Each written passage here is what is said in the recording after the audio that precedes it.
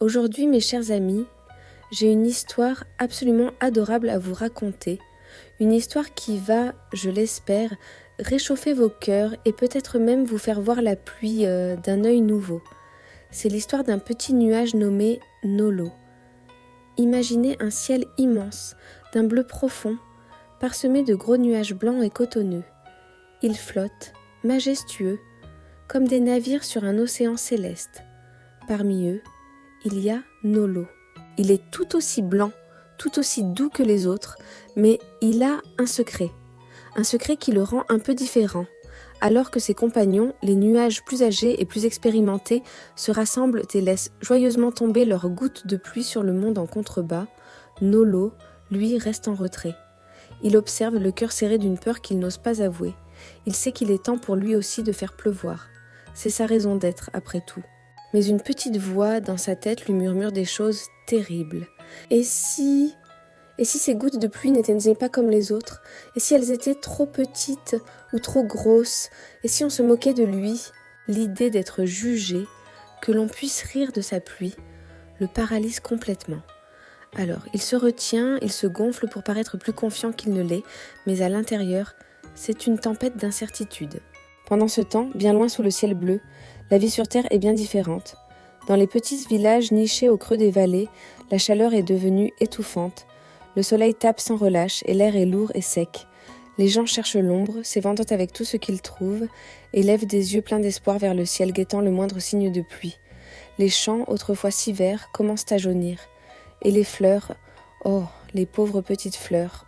Leurs têtes colorées, d'habitude si fièrement dressées vers le soleil, penchaient maintenant tristement vers le sol. Leurs pétales sont flétris, leurs feuilles recroquevillées. Elles ont terriblement soif. Chaque jour qui passe sans une goutte d'eau est une épreuve de plus. Tout le monde, des fermiers aux enfants, des animaux aux plantes, rêve d'une bonne averse rafraîchissante. Là-haut, perdu dans ses pensées anxieuses, Nolo est si absorbé par sa peur qu'il ne remarque même pas la souffrance du monde en dessous.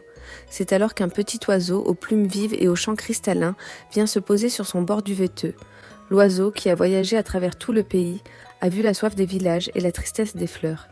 Il sent l'attention du petit nuage. « Pourquoi as-tu l'air si inquiet, petit nuage ?» pépit-il doucement.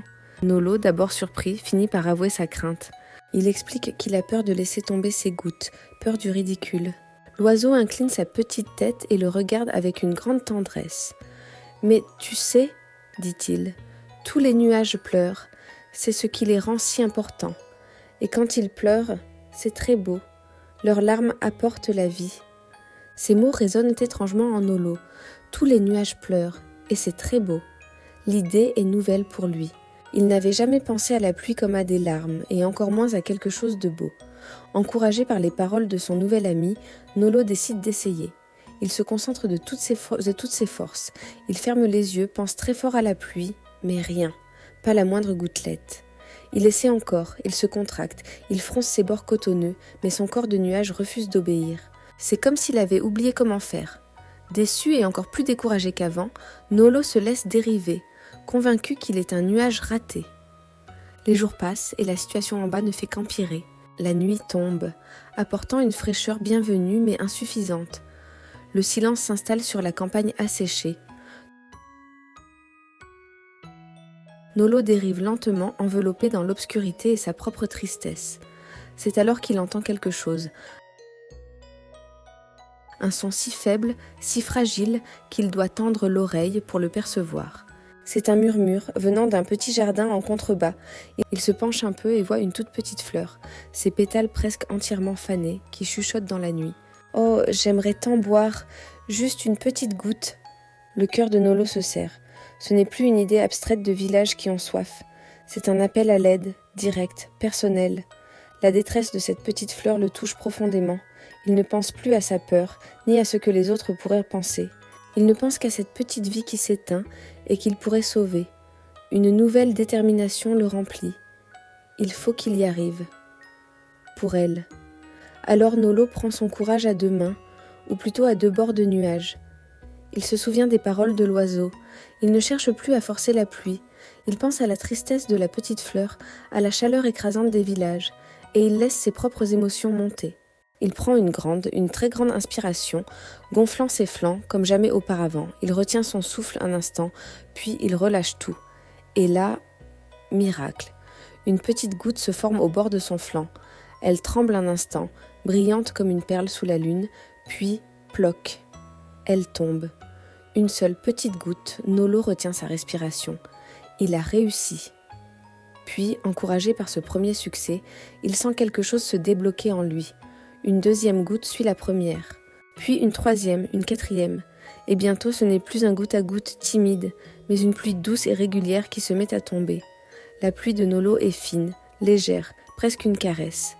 Elle arrose délicatement la petite fleur qui, sentant l'humidité sur ses pétales, se redresse lentement. Elle arrose tout le jardin, puis le village entier. Le son de la pluie sur les toits est comme une musique céleste. Les gens sortent de leur maison, le visage tourné vers le ciel, et laissent les gouttes fraîches couler sur leur peau. Un soupir de soulagement collectif parcourt le village. Les enfants se mettent à danser sous la pluie, riant aux éclats. Au lever du soleil, le monde est transformé. L'air est pur et frais. Les champs ont retrouvé leur couleur verte, et les fleurs partout ont relevé la tête, leurs couleurs éclatantes comme jamais. Du village, des cris de joie montent vers le ciel. « Merci, petit nuage. Merci pour ta pluie merveilleuse !» crient les enfants en agitant les mains. « Tu es notre héros !» ajoute le fermier en regardant ses cultures sauvées. Là-haut, Nolo entend tout. Un héros ? Lui, le petit nuage qui avait si peur. Il flotte, léger, non seulement parce qu'il a déversé sa pluie, mais aussi parce qu'un poids immense s'est envolé de son cœur. Il regarde les gouttes qui tombent encore, ces larmes de nuages, et il les trouve belles. Il comprend enfin. Il n'y a aucune honte à laisser sortir ses émotions, qu'il s'agisse de tristesse, de joie ou d'empathie. Au contraire, c'est en osant être vulnérable, en osant pleurer, qu'il a pu apporter la vie et le bonheur. C'est en montrant ce qu'il avait à l'intérieur qu'il est devenu un héros. Et ce jour-là, flottant fièrement dans le ciel lavé par sa propre pluie, Nolo n'a plus jamais eu peur de pleuvoir. J'espère que cette petite histoire de Nolo vous a plu. Elle nous rappelle que nos émotions, même celles qui nous font peur, sont précieuses et qu'il est important de les exprimer. N'ayez jamais honte de ce que vous ressentez. Parfois, c'est en partageant notre propre pluie que nous pouvons faire fleurir le monde autour de nous. Merci beaucoup de m'avoir écouté. Si vous avez aimé ce conte, n'hésitez pas à laisser un pouce bleu et à vous abonner pour ne pas manquer les prochaines histoires. À très bientôt